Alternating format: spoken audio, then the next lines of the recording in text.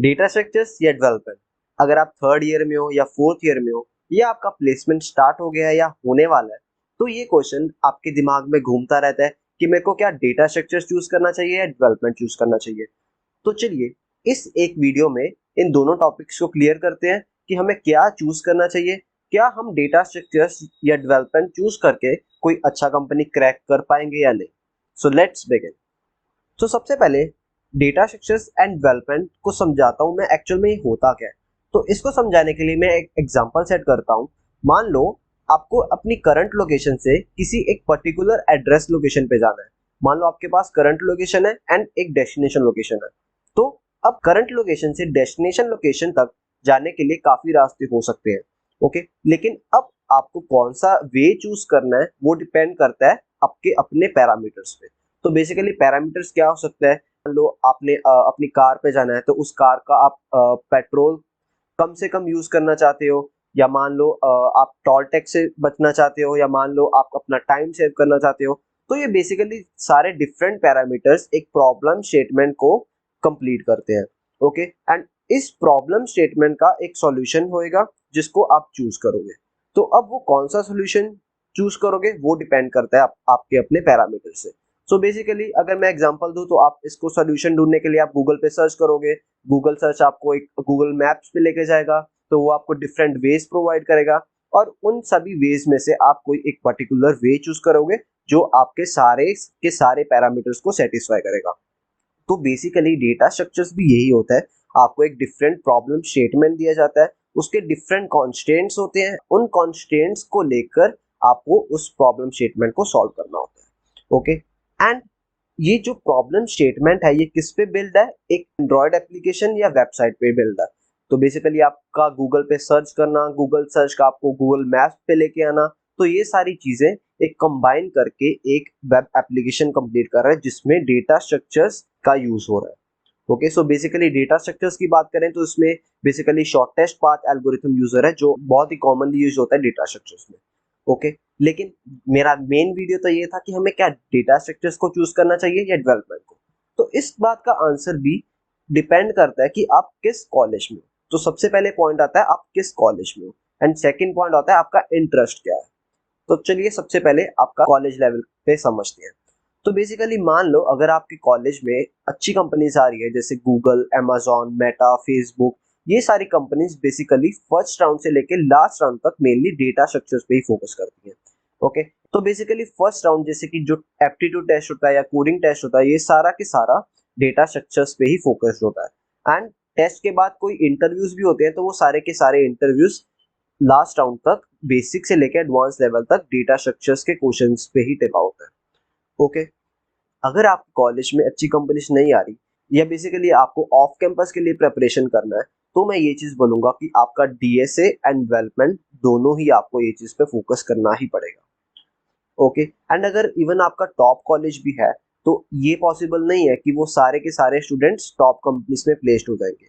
मान लो मैं एग्जांपल देता हूँ कि आपके कॉलेज में अगर 100 स्टूडेंट्स हैं प्लेसमेंट के लिए बैठे हैं, तो 100 के 100 स्टूडेंट्स गूगल, amazon ऐसी कंपनीज में प्लेस नहीं हो सकते। तो उनका कुछ अपना इंटरेस्ट होएगा, या कुछ उनकी कैपेबिलिटीज होंगी, या कुछ कंपनीज का वैकेंसी भी होगा कि वो कितने स्टूडेंट्स को हायर करके लेके जाएंगे। ओके, तो एज अ बैकअप प्लान आपको डेवलपमेंट पे फोकस करना ही पड़ेगा। एंड मेनली अगर आप ऑफ कैंपस ट्राई करते हो, इवन स्टार्टअप्स वगैरह देखा जाए, तो वो डेटा स्ट्रक्चर्स पे बिल्कुल भी फोकस नहीं करते।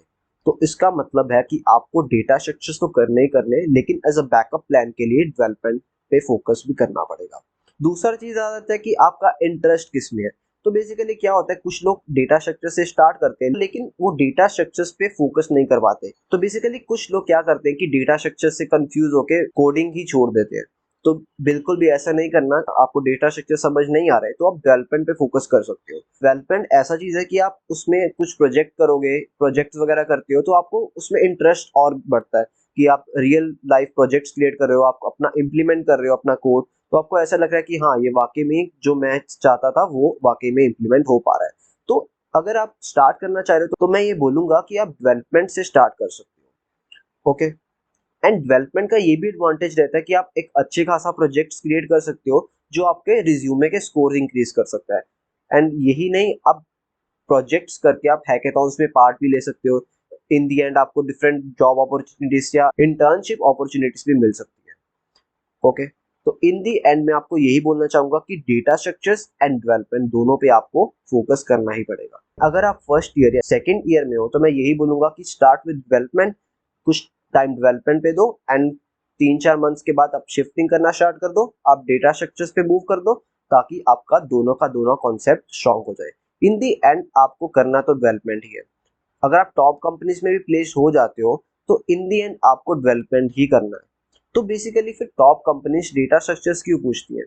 तो बेसिकली टॉप कंपनीज ये मानती है कि अगर किसी स्टूडेंट ने डेटा स्ट्रक्चर्स बेसिक से लेकर एडवांस लेवल तक कंप्लीट कर लिया है, वो ट्रेनिंग या इंटर्नशिप के थ्रू वो उस स्टूडेंट को डेवलपमेंट तो आराम से सिखा ही देंगे। ओके, अब कौन से डेटा स्ट्रक्चर्स के टॉपिक्स हैं जो आपको मेन फोकस करने चाहिए या डेवलपमेंट में क्या सीखना चाहिए, तो इन चीजों पे मैं फोकस इस वीडियो में नहीं करूंगा। अगर आपको फिर भी डाउट रहता है तो आप कमेंट में ड्रॉप करना, मैं इसका एक अलग से वीडियो क्रिएट करूंगा ताकि आपको ये चीज भी क्लियर हो कौन से टॉपिक्स पे आपको फोकस करना चाहिए। अब लास्ट चीज आती है कि हमें टाइम मैनेज कैसे करना है। तो बेसिकली ये क्वेश्चन बहुत से स्टूडेंट्स का रहता है कि हम कॉलेज में भी जाते हैं एंड उस कॉलेज में आपके कुछ 7-8 घंटे होते हैं, तो उस 7-8 घंटे के बाद डीएसए या डेवलपमेंट का टाइम नहीं मिलता आपको। तो बेसिकली मैं ये चीज उनको बताना चाहूंगा कि अभी आपके पास बहुत टाइम है। जब आप कॉर्पोरेट वर्ल्ड में एंटर कर जाओगे तो आपके पास बिल्कुल भी टाइम नहीं होगा सीखने के लिए। तो अभी आपके पास बहुत अच्छा टाइम है, आप उस टाइम को डिवाइड कर सकते हो। तो बेसिकली मैं क्या करता था, मैं अपने कॉलेज टाइम पे मॉर्निंग टाइम पे ही क्वेश्चन रीड कर जाता था डेटा स्ट्रक्चर का। तो बेसिकली कॉलेज में नेटवर्क का भी बहुत इशू रहता था, तो मैं क्या करता था उस क्वेश्चन को या तो नोटबुक पे लिख जाता था या अपने उसको स्क्रीनशॉट लेके अपने मोबाइल पे रख लेता था। एंड जब भी कोई लेक्चर फ्री होता था या कोई लेक्चर मेरे को ऐसा लगता था कि ये मेरे लिए प्रोडक्टिव नहीं है, तो मैं वो क्वेश्चन को सॉल्व करने बैठ जाता था। एंड फिर मैं शाम में आके उस क्वेश्चन को इम्प्लीमेंट करता था। एंड अगर मान लो मेरे से क्वेश्चन नहीं भी सॉल्व होता था तो मैं वो क्या करता था, वो मैं उसको नेक्स्ट डे के लिए रख लेता था। बेसिकली मैं इन दी इवनिंग उसको इम्प्लीमेंटेशन के साथ अपना डेवलपमेंट वर्क स्टार्ट कर लेता था। तो आप इस प्रोसेस को भी फॉलो कर सकते हो, ये चीज भी फॉलो कर सकते हो। तो बाकी जो भी आपको सही अप्रोच लगता है वो चीज फॉलो करो। और इस टाइम पे आप अपने पे फोकस करो, आप अपने पे कॉन्फिडेंस रखो। आपको पहले अपना इंटरेस्ट देखना है कि आपको डेटा स्ट्रक्चर पे इंटरेस्ट है या आपको डेवलपमेंट पे इंटरेस्ट है। तो एक चीज पकड़ लो एंड दूसरे चीज को भी साथ साथ करते रहो। तो उसको साइड बाय साइड थोड़ा थोड़ा देखते रहो। एटलीस्ट अगर इंटरव्यू आपसे कुछ ना कुछ क्वेश्चन पूछता है तो आपको एटलीस्ट उनका बेसिक नॉलेज तो हो। ओके, तो अभी के लिए इतना ही। अगर आपको फिर भी डाउट रहता है कि आपको कैसे टाइम मैनेज करना है, कौन से टॉपिक्स करने हैं, तो आप कमेंट में ड्रॉप करना। मैं आपके कमेंट का रिप्लाई विद इन 24 आवर्स के अंदर अंदर करूंगा। अगर आपने मेरे चैनल को सब्सक्राइब नहीं किया तो आप प्लीज इसको सब्सक्राइब कर लो। तो बेसिकली मैं ऐसी टेक वीडियोस बनाता रहता हूँ जो आपके लिए काफी हेल्पफुल रहेगी। Okay, thank you for watching this video.